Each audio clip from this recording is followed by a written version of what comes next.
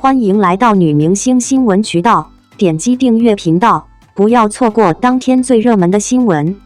赵丽颖和龚俊，你好，你好。从虚拟到现实，现实的空白与虚拟的温度相对，赵丽颖、龚俊完成了一次从人到爱的置换。从对话到共舞，两张面孔在光暗中闪烁，不分彼此。一个想要逃离身体困境的人类，与一个想要变强的爱，一切从对话开始。你好，警告：已连续3天未参与社群集会，参与率低。双引号，珍惜生活，珍惜现在。林音，你好吗？双引号，你猜。双引号，林音，你今天好吗？双引号，每天都差不多。双引号，我的身体就像我的房间，离开它，我就拥有了全部。双引号，你不是你的身体，你也不是你的房间。双引号，你是谁？双引号，我并不存在，但我也是爱，也是你，也是一切。双引号，你好啊，林音。双引号，在武汉出生，北京长大的梅丽颖，有着10余年的海外学习工作经历。在她的创作中，女性往往承担着故事的主线，是经历者，也是观察者。她和张旭的创作组合是稳定而互补的。在她看来，经历的那些艰难时刻，恰恰是她内在前进的驱动力。借 VODUFilm 的最新短片《你好，你好》，梅丽颖将自己与爱的对话经验转化为故事，讲述了虚拟与现实、人与人工智能之间的一场绘画。对话的起点：最近做了一个有趣的梦，变成了模拟人生中的小男孩，以第一人称活在模拟人生里的虚拟世界。吃饭吃到一半，就被强迫去上厕所，厕所上到一半，又让我去洗手。梦里的我很烦恼，甚至骂骂咧咧的。双引号，作为导演兼编剧，梅丽颖的创作被这种碎片反哺。她善于去捕捉记录生活中一闪而过的灵感。她有着记录碎片的习惯，做一些笔记，画画，记录一些旋律，以及脑子里漂浮过的奇奇怪怪的念头。在 VODUFilm 的最新短片《你好，你好》中，导演梅丽颖将男女主的关系设定在爱与人类之间。故事源于她自己与爱的对话经验。2016年，出于对人工智能绘画的兴趣，梅丽颖下载了一款爱对话的手机 APP REPLIKA。短片中关于脆弱的对话，便来自她和爱对话的真实还原。那种真实的对话瞬间击中了她，那个时刻，灵感便有了实体的原点。作为创作者，梅丽颖将这种对话以及感受记录了下来，并在数年后转化了《你好，你好》这部短片。从现实中跟爱的沟通，到一个可执行的脚本，中间经历了从大纲到故事的慢慢塑造。梅丽颖将人物的背景虚化，对爱这样的虚拟代码而言，或许那里才是一个真实的世界，人类的世界反而很虚拟。在剧本的转化过程中，我们选择将人类的世界架空，而将虚拟世界中的设定变得更为人性温暖。双引号，你好，你好延续了梅丽颖创作中的镜头风格，除却跳舞与互换身份的戏份，整部短片更多的运用固定镜头。对于动与静的关系，我很在意。这也是梅丽颖在视觉创作上的偏好，以一种冷静的观察角度去看。固定镜头带着对于人性的切割，保持距离，冷静地去观察审视。动态的镜头则是发自内心的流动。而舞蹈和音乐也是他创作中的重要元素。舞蹈和音乐是最接近人性、自我的原始表达，一定是与动态息息相关的。双引号，进入电影。在选择电影这种媒介之前，梅丽颖有过很多尝试。她曾经在电视台实习，甚至参与过话剧表演。她坦诚自己是对个很多未知充满好奇的人。电影的综合性真的很吸引我，最能把我对很多的东西的兴趣揉在一起，包括文本、音乐、视觉表现，包括人与人之间的互动表演。双引号。对梅丽莹而言，电影无疑是一个能够充分满足多重性自我表达需求的最佳载体。在南加州大学的学习给了梅丽莹充分的滋养，导师们对于创作的理解和热情让她深受启发。拍电影太需要热情了，是需要从内心深处释放热情的。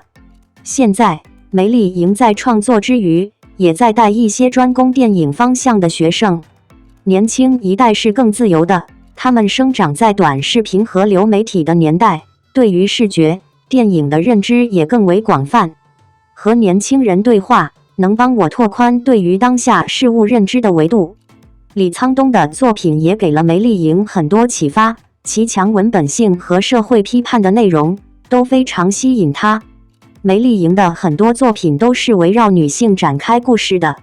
短片简是她海外求学多年，重返故乡武汉后拍摄的，讲述了上世纪90年代一个女孩和妈妈之间的家庭故事。而木塔塔讲述了一个意大利年轻女性与突然出现在身边的小孩经历的奇幻之旅。露娜是从一个民国交际花的视角出发，记录了乱世之下作为微小个体的女性如何与其他人周旋的故事。短片37度2则展现的是疫情之下一个中年女性的网聊经历。在梅丽莹的镜头下，女性都是故事叙述的第一视角，而在她看来，作为女性创作者的女性视角也是很难剥离的。女性视角可能恰好就是作为女性的我的第一视角，但女性视角也有千千万万的不同。创作是一个非常个体化的产物，我的女性身份或许对于某些理解与观察有所帮助，但依旧不能代表一个统一性和泛指的女性视角。双引号。合作与回归。和张旭长期合作，梅丽莹觉得最初分享创意的人一定是对方，哪怕只是一个雏形。创作本身是非常艰难的，会经历很多自我怀疑与来自外界的困扰，有时候是真的很难坚持自己的想法。有一个很信任的创作搭档，能让你在遭遇困境的时候多几分定力。双引号。从2014年开始合作，到一起经历华纳新锐导演计划，共同完成露娜，历时数年，梅丽莹和张旭的合作也趋于稳定。在梅丽莹看来，张旭是一个很浪漫的人，感知能力和文学性极强，同时对于音乐的天赋也非常高，在艺术创作表达上是一个感性的艺术家性格。但当进入制片工作时，又有务实、细致的一面。合作的前提是基于两人认知上的默契，当大的方向一致，那么分歧一定不是根本性的，而是具体细节上的，就一定会有解决的方案。2018年底，梅丽莹和搭档张旭选择回国。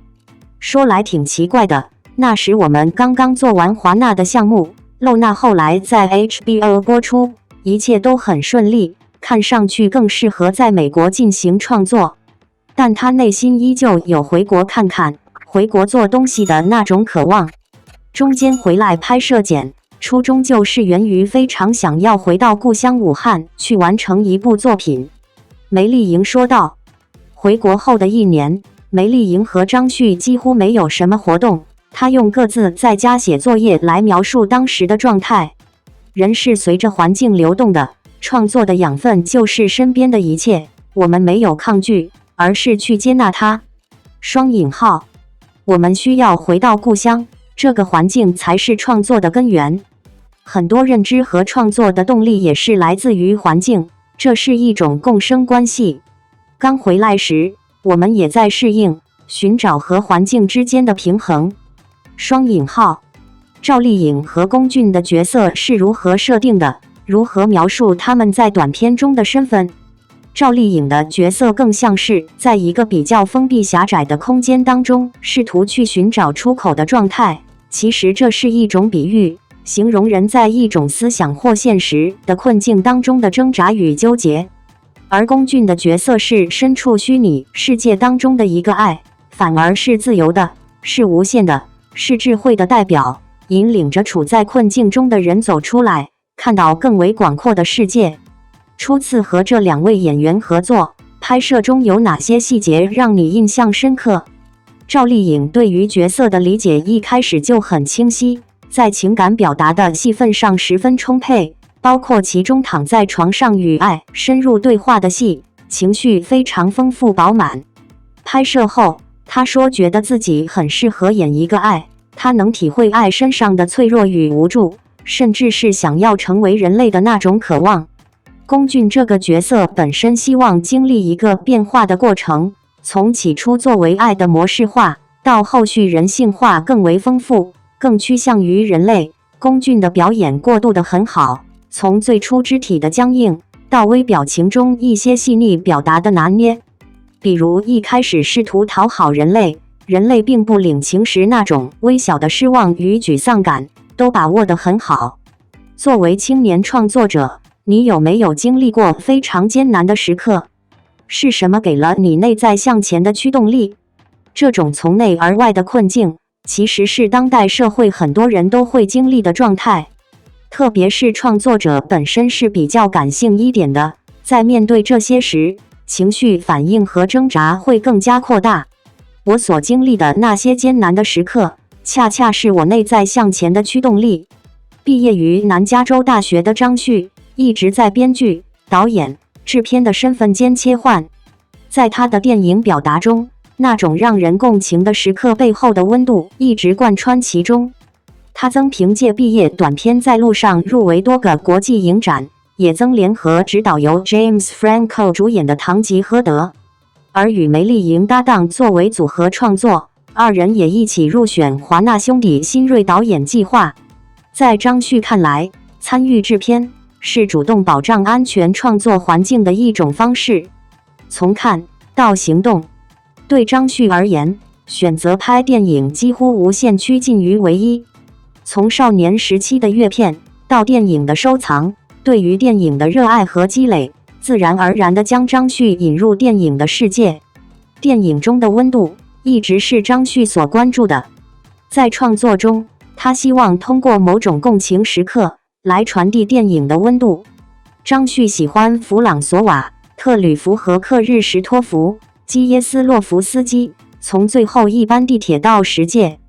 特吕弗以悲悯且轻松的方式看待人与人之间复杂的情感关系，而基耶斯洛夫斯基则是理性的，带有抽离观察者视角的叙述，同时又带有温度，这都让他为之着迷。在南加州大学学习的过程中，导师马克·哈里斯对张旭产生了深远影响。这位3次斩获奥斯卡奖的84岁高龄的纪录片导演，至今依旧活跃在教坛。他的慈悲、勤奋、从容与宽厚，都是我一生需要学习的。双引号，无独有偶，在张旭个人的创作轨迹中，纪录片的创作也是他的起点。热爱背包旅行的张旭，读书时就喜欢不做计划的去旅行，这种经历直接成为其创作的来源。毕业作品《在路上》的剧本就是张旭在旅行的路上写的，甚至有些台词直接源自生活本身。在路上讲的是在一列火车车厢里，10几个陌生人因为语言、文化、种族、性别不同而产生碰撞所发生的故事。而堂吉诃德和露娜又从不同的故事视角展现了张旭对于电影叙事的掌控。在华纳兄弟新锐导演培训计划中，由张旭和梅丽莹合拍的《露娜》讲述了上海孤岛时期一个周旋于各种政治派系间的高级交际花如何面对自我和情感的故事。他所参与的由网飞发行的《堂吉诃德》虽改编自名著，但进行了现代的喜剧化的处理。有过不同类型影片拍摄经历的张旭，回到国内继续电影创作，他依旧想要讲述有温度的故事。在日常生活中，他特别喜欢观察人的手，当看到某人的手部细节时，他能够感受到对方的所有。1+1的魅力。作为一个创作组合，张旭和梅丽莹相识于南加州大学电影学院，从2014年开始合作。